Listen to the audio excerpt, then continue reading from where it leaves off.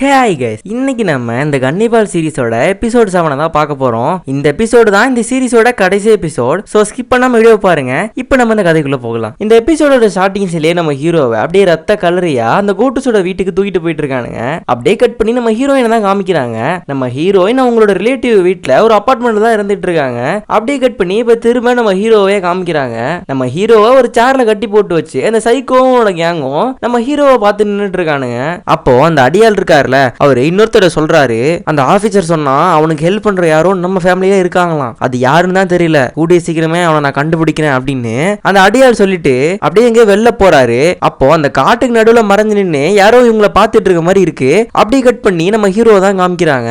அப்போ அந்த சைக்கோ கேக்குறான், உனக்கு என்ன வேணும், எதுக்காக எங்க வீட்டை நோட்டம் விட்டுட்டு இருந்த அப்படின்னு அவன் கேக்குறான். அதுக்கு நம்ம ஹீரோ, நீங்க அந்த குழந்தைங்களை எல்லாம் பிடிச்சி வச்சிருக்கீங்கல்ல, அவங்கள விட்டுருங்க, நானும் இங்க இது போயிடுறேன் அப்படின்னு நம்ம ஹீரோ அந்த சைக்கோட சொல்றாரு. அதுக்கு அந்த சைக்கோ சொல்றான், உனக்கு தெரியலனா ஒரு விஷயம் சொல்றேன், இந்த கூகுள் வில்லேஜ்ல நிறைய ஸ்டில் பர்த் இருக்கு, நிறைய குழந்தை பிறக்கும் போதே இறந்துதான் பிறக்குது அப்படின்னு அந்த சைக்கோ சொல்றான். எனக்கு தெரியும், எல்லா குழந்தையும் பிரசவம் பார்த்தது கின்கோட்டோ தான், அதனாலேயே நீங்க உங்களுக்கு சாதகமா எல்லாத்தையும் மாத்திக்கிட்டீங்க. எனக்கு தெரிஞ்சு நான் கண்டிப்பா சொல்லுவேன், எல்லா குழந்தைகளும் இன்னும் உயிரோட தான் இருக்காங்க, அவங்கள நீங்க எங்கேயோ ஒரு இடத்துல மறைச்சு வச்சிருக்கீங்க அப்படின்னு நம்ம ஹீரோ சொல்லிட்டு இருக்கும் போதே ஒரு ஆளு கடுப்பாகி நம்ம ஹீரோ பிடிச்சு அடிக்கிறான். அப்போ நம்ம ஹீரோ அவருக்கு பின்னாடி இருக்கிற ஒரு ஷார்ப்பான கல்ல பார்த்து வச்சுக்கிறாரு. அப்போ நம்ம ஹீரோ ஒரு பிளான் போடுறாரு, அந்த ஆளை திருப்பியும் கடுப்பேத்துனா அந்த ஆளு நம்ம ஹீரோவை அடிப்பான். நம்ம ஹீரோவும் அந்த ஷார்ப்பான கல் எடுத்து அவரோட கை கட்டை ரிலீஸ் பண்ணிடலாம் அப்படின்னு ஒரு பிளான் போட்டு அந்த ஆளை திருப்பியும் கடுப்பேத்த ட்ரை பண்றாரு. நம்ம ஹீரோ என்ன சொல்றாருன்னா, நீங்க ஏன் கின்கோட்டோவை காட்டி கொடுக்க மாட்டீங்கன்னு தெரியும், நீங்களும் இதுல இன்வால்வ் ஆயிருக்கீங்க அப்படிங்கறதுனால தானே, இப்பயும் ஒன்னும் கட்டுப்பாகல, இது எல்லாத்தையும் உங்களை கட்டாயப்படுத்தி தான் பண்ண வச்சாங்க அப்படின்னு சொல்லிடுங்க,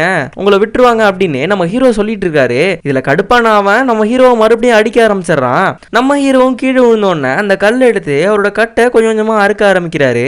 அப்போ நம்ம ஹீரோ அவரோட கையில அறுத்துக்கிட்டே அவங்கள்ட்ட பேச்சு கொடுத்துட்டு இருக்காரு. சோ ஒழுங்கா அந்த குழந்தைகளை கொடுத்துருங்க, எனக்கு அந்த குழந்தைங்க மட்டும் தான் வேணும், ஒன்ஸ் நான் அந்த குழந்தைகளை காப்பாத்திட்டேன்னா உங்களை அப்படியே விட்டுறேன், இதோட முடிச்சுக்கலாம் அப்படின்னு நம்ம ஹீரோ சொல்லும் போது அந்த ஆள் இன்னும் கடுப்பாகி, நானும் உன்னை எங்கேயோ முடிச்சிடறேன் அப்படின்னு ஒரு அருவாள் எடுத்து நம்ம ஹீரோ வெட்ட வரான். அப்ப நம்ம ஹீரோ அந்த கட்டை எடுத்துட்டு அந்த அருவாளை அவங்க இடத்துக்கு வச்சிடறாரு. அப்படியே அவன் கழுத்துல அந்த அருவாளை வச்சுட்டு, இப்ப நீங்க என்ன கொன்னீங்கன்னா ஒரு விஷயம் கண்டிப்பா நடக்கும், ஏற்கனவே இங்க இருந்த கனோ ஆபீசரும் இறந்து போயிட்டாரு, இப்ப நானும் இறந்து போயிட்டேன் அப்படின்னா போலீஸோட ஃபுல் ஃபோர்ஸே இங்க வரும், உங்களால தப்பிக்கவே முடியாது அப்படின்னு நம்ம ஹீரோ சொல்லிட்டு இருக்காரு.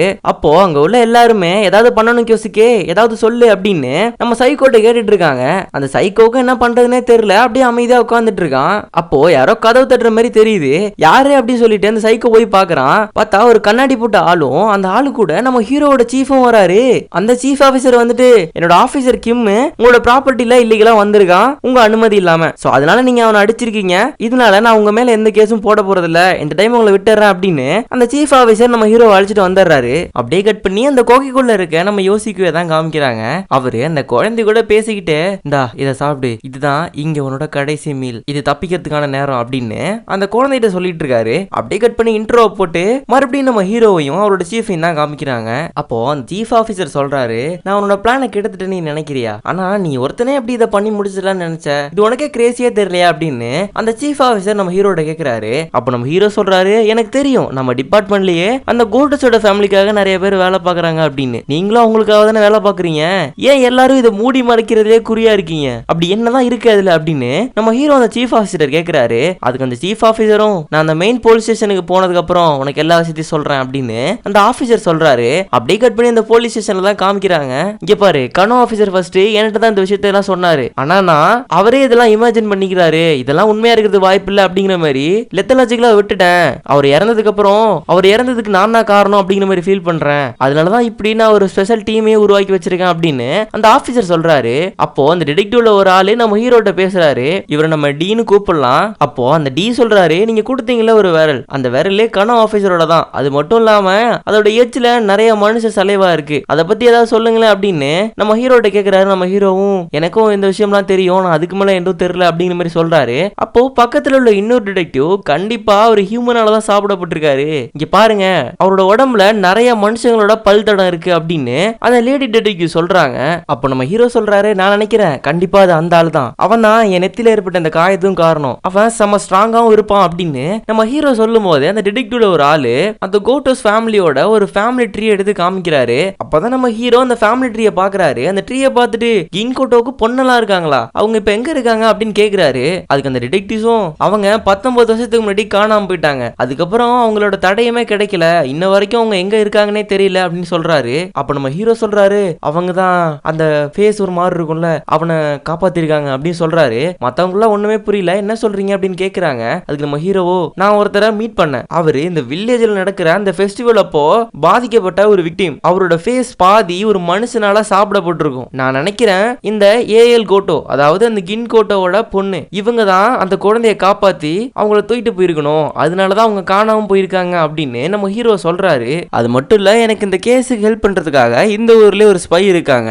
நம்ம ஹீரோ சொல்லிட்டு இருக்கும் போது அதை யோசிக்க இருக்காருல, அவரை தான் காமிக்கிறாங்க. அவர் அந்த கேவ்ல அந்த குழந்தைய ட்ரப்பிக்க வைக்க ட்ரை பண்ணிட்டு இருக்காரு. அப்போ அந்த அடியால் வந்துடுறாங்க. வந்து ஏன் அவன் மூஞ்சில மாஸ்கே இல்ல, எதுக்கு இந்த செல் ஓபன் ஆயிருக்கு அப்படின்னு அந்த ஆளை பார்த்து கேள்வி கேட்டுட்டு அந்த ஆபீசர் சொன்னா, நம்ம குடும்பத்திலே ஒரு ஓலவாளி இருக்கானா, அது நீ தானே எனக்கு டவுட்டா இருக்கு அப்படின்னு அந்த அடியால் சொல்ல, அதுக்கு நம்ம யோசிக்கவோ, அது நான் இல்ல, நான் அந்த கரடி வேட்டையாடும் போதுதான் அந்த ஆளை கடைசியாவே பார்த்தேன் அப்படின்னு சொல்லிட்டு இருக்கும் போது அந்த அடியாளி யோசிக்க அடிக்கிறாரு. அப்போ அந்த அடியாள் சொல்றாரு, உனக்கு ஆரம்பத்துல இருந்தே இந்த கொகையை பத்தி தெரியும், அதுவும் இல்லாம நீ கனோ ஆபீசரோட ஃப்ரெண்ட்ஷிப் வச்சிருந்த, கனோ ஆபீசருக்கு எப்படி இந்த கொகையை பத்தி தெரிய வந்துச்சு, நீ தான் சொல்லியிருப்ப அப்படின்னு இவன் இந்த செல்லிலே போட்டு அடைச்சு வைங்க அப்படின்னு நம்ம யோசிக்கவையும் அந்த செல்லிலே போட்டு அடைச்சு வைக்கிறாங்க. இங்க எப்படி கட் பண்ணி நம்ம ஹீரோ தான் காமிக்கிறாங்க. ஆக்சுவலா இந்த எபிசோட்ல கோட்டஸோட ஃபேமிலியும் நம்ம ஹீரோவையும் அப்படியே மாத்தி மாத்தி காமிச்சுக்கிட்டே இருப்பாங்க, சீன் பை சீன் மாறிக்கிட்டே இருக்கும். சோ கன்ஃபியூஸ் ஆகாம பார்க்கலாம். அப்படியே கட் பண்ணி நம்ம ஹீரோ தான் காமிக்கிறாங்க. நம்ம ஹீரோ என்ன சொல்றாருன்னா, அந்த அடியாளை மீட் பண்ணும்போது சொல்லியிருப்பாருல, இந்த மாதிரி உன்னோட ஃபேமிலில இருந்து ஒருத்தன் தான் எனக்கு ஹெல்ப் பண்றான் அப்படின்னு. அதனால அந்த அடியாளுக்கு பயங்கரமா சந்தேகம் உண்டாகும். அப்போ அவன் அந்த குழந்தைங்களை எல்லாம் எங்க அடைச்சு வச்சிருக்காங்களோ அந்த இடத்துக்கு போவான், அதை வச்சு நம்ம அவனை ஈஸியா கண்டுபிடிச்சிடலாம், எனக்கு ஹெல்ப் பண்ற ஆளும் இப்ப அதை பண்ணதான் போயிருக்காரு அப்படின்னு நம்ம ஹீரோ சொல்றாரு.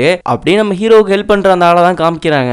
அவர் அந்த காட்டுக்கு நடுவில் ஒளிஞ்சு நின்று அந்த அடியால் வெளில வரதை பார்த்துட்டு இருக்காரு. அப்படி நம்ம ஹீரோவுக்கு அவர் எங்க இருக்காரு அப்படிங்கிற அந்த லொகேஷன் நம்ம ஹீரோக்கு அனுப்பிச்சிடுறாரு. அந்த லொகேஷன் நம்ம ஹீரோக்கு வந்த உடனே நம்ம ஹீரோவும் உடனே போலாம் அப்படின்னு ரெடி ஆகுறாரு. அப்ப நம்ம சீஃப் ஆபீசர், எங்க போற, உனக்கு தான் சாகணும்னு ஆசை இருக்கா என்ன, எல்லாத்தையும் நீ தனியாவே பண்ணிடணும்னு நினைக்கிறியா, ஒரு நிமிஷம் இரு, அவங்க எல்லாம் ரொம்ப மோசமான ஆளுங்க அப்படின்னு நம்ம சீஃப் ஆபீசர் ஹீரோட்ட சொல்றாரு. அப்போ அந்த கண்ணாடி போட்ட டிடெக்டிவ் இருக்காருல டி, அவர் என்ன சொல்றாருன்னா, நீங்க சொல்றதும் கரெக்ட் தான் சீஃப், உங்கள்ட்ட தான் பிளான் இருக்கா அப்படின்னு கேக்குறாரு. அதுக்கு நம்ம சீஃப் ஆபீசரும், இப்போ அவங்க குழந்தைங்களை அடைச்சு வைக்கிற இடம் இங்க இருக்கு, நாளைக்கு ஃபெஸ்டிவல் அன்னைக்கு அவங்க எக்ஸாக்டா இங்க இருப்பாங்க, நேரா ஆப்போசிட்ல. சோ நாளைக்கு நம்ம இந்த பிளான் எக்ஸிக்யூட் பண்ணோம்னா நம்மளால ஈஸியா அவங்களை ரீச் பண்ணிட முடியும், ஏன்னா அவங்களுக்கு இந்த விஷயம் தெரிஞ்சு அங்க வரனா கூட ரொம்ப டைம் ஆயிடும், நமக்கு நிறைய நேரம் இருக்கும் அப்படின்னு அந்த சீஃப் ஆபீசர் சொல்றாரு. அப்போ மத்த டிடெக்டிவ்ஸும் கண்டிப்பா அவங்க மத்த வருஷத்தோட இந்த வருஷம் ரொம்பவே பிரிகாஷனா இருப்பாங்க, சோ நம்ம அதையும் கன்சிடர் பண்ணணும் அப்படின்னு அந்த ஆளும் சொல்றாரு. அப்போ அந்த டிடெக்டிவ் டி இருக்கார்ல, அவர் ஒரு பிளான சொல்றாரு. அந்த பிரெக்னன்ட் லேடி ஒருத்தங்க இருக்காங்கல்ல, அவங்க நம்ம ஹீரோயின் தங்கி இருக்க இடத்துக்கு போயிட்டு அவங்கள பாத்துக்க சொல்லி அந்த டிடெக்டிவ் சொல்றாரு. அப்புறம் பக்கத்துல உள்ள இன்னொரு டிடெக்டிவும் அந்த கோட்டஸோட ஃபேமிலி வேற எங்கேயாச்சும் போறாங்களா அப்படின்னு அவங்களையும் வாட்ச் பண்ண சொல்றாரு. இப்படி அங்க இருக்கிற ஒவ்வொருத்தருக்கும் ஒவ்வொரு வேலையை அசைன் பண்ணிட்டு இருக்காரு அந்த டிடெக்டிவ் டி. அப்படியே கட் பண்ணி இந்த கேவ்ல அந்த யோசிக்கவை தான் காமிக்கிறாங்க. அவரு அமைதியா படுத்து கிடக்கிறத பார்த்துட்டு அந்த குழந்தை அவருக்கு தான் ஆயிடுச்சு போல அப்படின்னு அப்படியே கிட்ட வந்து அவரை தொடுது. அதை பார்த்துட்டு மனசு உடைஞ்சு போன அவரு, நீ ஒன்னும் கவலைப்படாத, கண்டிப்பா நம்ம அந்த இடத்த விட்டு தப்பிச்சு போவோம், உன்னை நான் எப்படி சாக விட மாட்டேன் அப்படின்னு சொல்றாரு. இங்க அப்படியே சீன் கட் ஆகுது. கட் பண்ணி இந்த லேடி டிடெக்டிவ் இருக்காங்களா, அவங்கள தான் காமிக்கிறாங்க. அவங்க நம்ம ஹீரோயின் தங்கி இருக்க அந்த இடத்துக்கு கிளம்புறாங்க.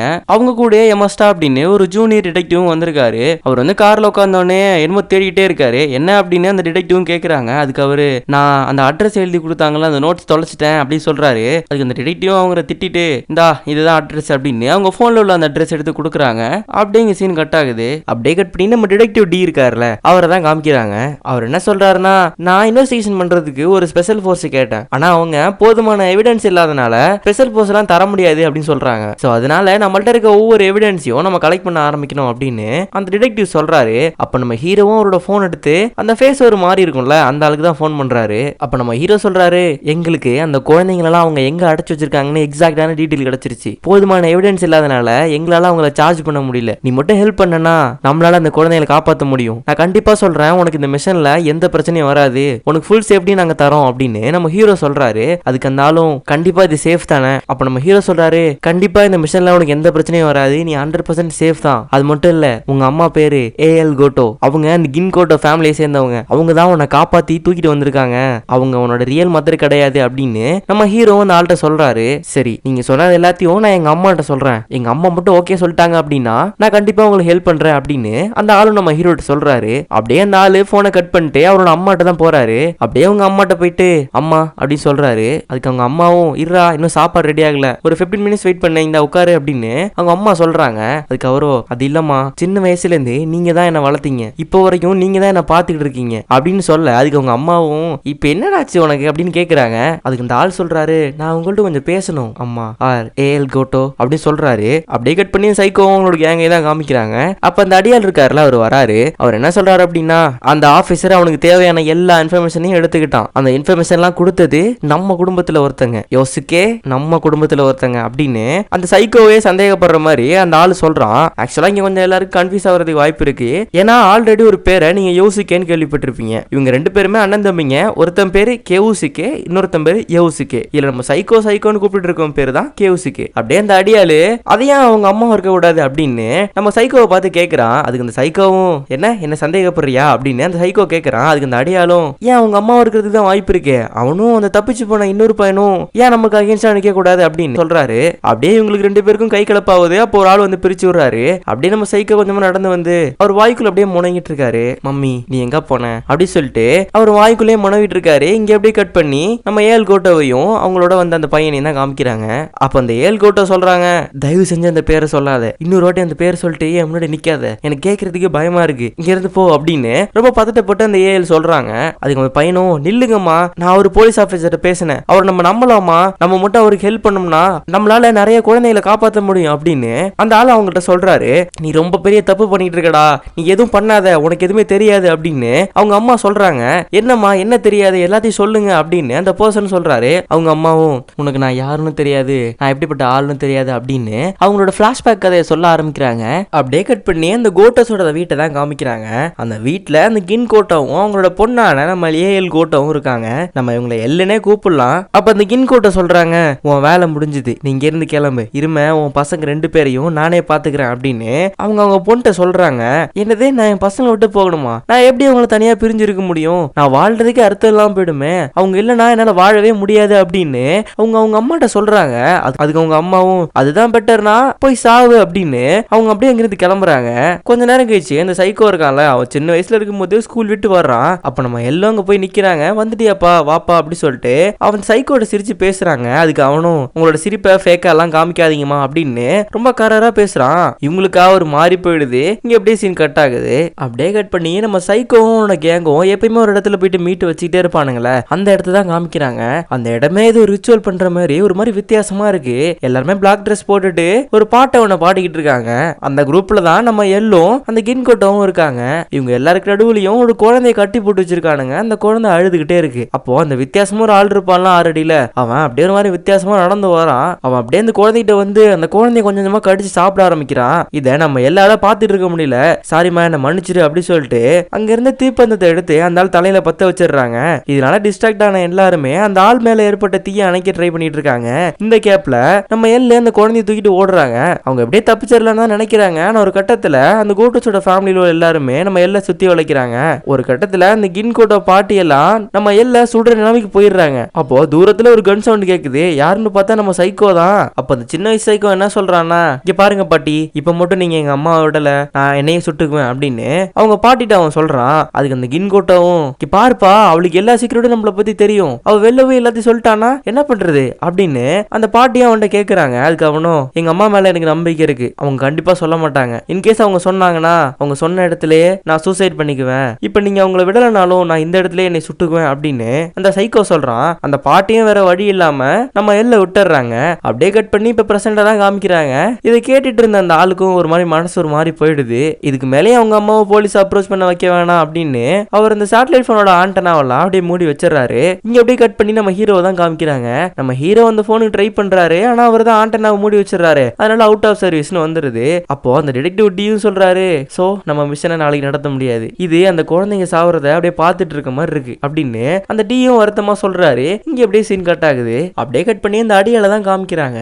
அவன் நம்ம ஹீரோக்கு இன்ஃபர்மேஷன் சொன்னார்ல ஒரு ஆளு, அவரை பிடிச்சு அடிச்சுக்கிட்டு இருக்கான். அவன் என்ன சொல்றாருன்னா, நீ தானே அவனுக்கு இன்ஃபர்மேஷன் கொடுத்த, நீ உயிரோட இருக்கிறதுக்கு தகுதியே இல்லாத ஆளு அப்படின்னு அந்த ஆளு மண்டையிலேயே ஒரு பெரிய கல்ல தூக்கி போட்டுறான். இங்க எப்படி சீன் கட் ஆகுது. அப்படியே கட் பண்ணி நம்ம ஹீரோ தான் காமிக்கிறாங்க. நம்ம ஹீரோ ஹீரோயின் கூட போன் பேசிட்டு இருக்காரு. அப்படியே நம்ம ஹீரோ அந்த போன் எல்லாம் பேசி முடிச்சதுக்கு அப்புறம் வெளியில எங்கேயோ விறுவிறுப்பா நடந்து போயிட்டு இருக்காரு. நம்ம ஹீரோ அங்க போயிட்டு கோல்டோஸ் அகைன்ஸ்டா தான் ஏதோ பண்ண போறாரு அப்படிங்கிற மாதிரி நமக்கு ஒரு மாதிரி தோணுது. இதை அந்த டிடெக்டிவும் பார்த்துட்டு உள்ள போறாரு. அப்ப நம்ம சீஃப் ஆபீசரும் கேக்குறாரு, நீங்க நம்ம கிம் எங்கேயாச்சும் பாத்தீங்களா பாத்தீங்களா அப்படின்னு கேக்குறாரு. அதாவது ஹீரோ தான் கேக்குறாரு. அதுக்கு இந்த டிடெக்டிவும் அவன் தான் இப்ப அந்த கோட்டோ ஸ்டடி போனா, நான் தான் அவனை தடுக்கல அப்படின்னு அந்த டிடெக்டிவ் சொல்றாரு. அதுக்கு அந்த சீஃப் ஆபீசரும் நீங்க ஏன் அவரை தடுக்கல, எங்கள்கிட்டயே சொல்லிருக்கலாமே அப்படின்னு கேக்குறாரு. அதுக்கு அந்த டிடெக்டிவும் இது அவன் கையில விட்டுறலாம்ப்பா, அவனே நம்மளுக்காக எல்லாத்தையும் பண்ணிடுவான் அப்படின்னு அந்த டிடெக்டிவ் ஒரு மாதிரி சொல்லிட்டு, இஃப் ஒன் கேஸ் அவன் அங்க போய் செத்துட்டான்னு வச்சுக்கோங்களேன், போலீஸ் உடனே ஃபுல் பாடி அங்க இறக்கிற மாட்டாங்க அப்படின்னு அந்த டிடெக்டிவ் ஒரு மாதிரி சொல்றாரு. இங்க எப்படி சீன் கட் ஆகுது, அப்படியே அந்த ஊரோட ரயில்வே ஸ்டேஷனை தான் காமிக்கிறாங்க. அந்த கண்ணோட பொண்ணு இருக்காங்கல்ல சுமீர், அவங்கள தான் காமிக்கிறாங்க. அவங்க அந்த ஊருக்கு வந்திருக்காங்க, ஏன் அப்படின்னு சொல்லிட்டு இப்ப நம்மளுக்கு தெரியல. இங்க அப்படியே சீன் கட் ஆகுது. அப்படியே அந்த ஃபெஸ்டிவல் நடக்கிற இடத்த தான் காமிக்கிறாங்க. அங்க பெருசா ஒரு மனுஷ பொம்மை செஞ்சு வச்சிருப்பாங்கல்ல வைக்கோல்லையே, அந்த பொம்மையை தான் அங்க உள்ள எல்லாரும் நிமித்துக்கிட்டு இருக்காங்க. இப்படி எங்க ஃபெஸ்டிவலுக்கு தேவையான எல்லா வேலையும் அப்படியே பரபரப்பா நடந்துகிட்டு இருக்கு. அப்படியே கட் பண்ணி நம்ம ஹீரோயின் எடுக்கிற இடத்த தான் காமிக்கிறாங்க. அந்த போலீஸ் ஆபீசர் 2 பேரும் போயிருப்பாங்கல்ல, அப்போ அந்த ரிலேட்டிவ் அங்கிள் இருக்காருல, அவர் தான் கதவு திறக்கிறாரு. கதவு திறக்கும் போது கூட பாத்துட்டு யாரு இருக்கா அப்படின்னு சொல்லிட்டு தான் திறக்கிறாரு. இவங்க 2 பேரும் உள்ள வந்தோன்னா அந்த அங்கிளும் ரொம்ப சந்தோஷமா, அவ்வளவுதாம்மா என் வேலை முடிஞ்சு, நான் என்னோட கடமையை செஞ்சுட்டேன் அப்படின்னு நம்ம ஹீரோயின் சொல்லிட்டு இருக்காங்க. நம்ம ஹீரோயினும் ரொம்ப நன்றி, நீங்க எங்களுக்கு ரொம்ப பெரிய உதவி பண்ணிருக்கீங்க, எங்களோட உயிருக்கே ரொம்ப பாதுகாப்பா இருந்திருக்கீங்க அப்படின்னு நம்ம ஹீரோயின் சொல்லிட்டு இருக்காங்க. அப்ப அந்த ரிலேட்டிவ் அங்கிளும் அப்படிலாம் சொல்லாதம்மா, இதெல்லாம் பெரிய விஷயம் இல்ல அப்படின்னு அந்த அங்கிள் பேசிட்டு இருக்கும் போது அந்த புதுசா வந்தாருல ஒரு ஜென்ஸ் போலீஸ், அவர் என்ன சொல்றாருன்னா, இப்போ உங்க உயிருக்கு பாதிப்பு வரப்போகுது அப்படின்னு சொல்றாரு. என்ன அப்படி சொல்லி எல்லாம் ஷாக் ஆகுறாங்க. ஆமா, என் பேரு எமாஸ்ட்ரா இல்ல, என் பேரு கோட்டோ அப்படின்னு அந்த ஆள் சொல்றாரு. அப்படி அவர் சொன்னோடனே ஒரு கன் சவுண்ட் கேக்குது. இங்க அப்படியே சீன் கட் ஆகுது. அப்படியே நம்ம ஹீரோவை தான் காமிக்கிறாங்க. அவர் அந்த குழந்தைகளை தேடிக்கிட்டு அந்த கேவுக்கு தான் போறாரு. அப்படியே ஒவ்வொரு பூட்டா உடைச்சிட்டு அந்த கேவுக்குள்ள போயிட்டு இருக்காரு. ஒரு கட்டத்துல அங்க உள்ள செல் எல்லாத்தையும் ரீச் பண்ணிடுறாரு. ஆனா அங்க எந்த குழந்தைங்களும் இல்ல. அப்பதான் கீழே குனிஞ்சு பாக்குறாரு. அங்க ஒரு குழந்தையோட முடி இருக்கு. அதை நம்ம யோசிக்க முடி ஒட்டி விட்டு இருப்பார்ல, அந்த முடிதான். அந்த முடிய அப்படியே கீழே குனிஞ்சு எடுத்துட்டு இருக்கும் போதே அந்த வித்தியாசமா இருப்பார்ல ஒரு ஆளு, அவர் அப்படியே வேகமா நம்ம ஹீரோவை நோக்கிட்டு வராரு. நம்ம ஹீரோவும் அந்த ஆளை பாக்குறாரு. ஆனா நம்ம ஹீரோவால எதுவும் பண்ண முடியல. இங்க அப்படியே சீன் கட் ஆகுது. நம்ம ஹீரோ அந்த ரிச்சுவல் நடக்கிற அந்த இடத்துல தான் இருக்காரு. அப்போ அந்த சைக்கோ அப்படியே ரத்த கலரியா வந்து ஒரு கறியை எடுத்து குடுக்குறான் நம்ம ஹீரோட்ட. நீ எதை தேடி வந்தியோ அந்த இடத்துல தான் இருக்க, நீ கனோ ஆபீசர் எல்லாரும் எதை தேடி வந்தீங்களோ அந்த இடத்துல தான் நீங்க இருக்கீங்க அப்படின்னு அந்த சைக்கோ சொல்லிட்டு, இதை சாப்பிடு அப்படின்னு அந்த கறி துண்டையும் நம்ம ஹீரோட்ட குடுக்குறான். முன்னாடி சீன்ல நடந்த மாதிரியே ஒரு குழந்தைய நடுவுல கட்டி போட்டு வச்சிருக்கானுங்க. அப்போ அந்த வித்தியாசமான ஆள் இருக்கான்ல, அவன் அந்த குழந்தை மேல ஏறி அந்த குழந்தையோட மூஞ்ச கொஞ்சம் கொஞ்சமா கடிச்சு சாப்பிட ஆரம்பிக்கிறான். அப்படியே இந்த எபிசோடு முடியுது. இதுதான் இந்த சீசன் 1 கடைசி எபிசோட். சோ மறக்காம உங்களோட சப்போர்ட்டை கொடுங்க. See you again.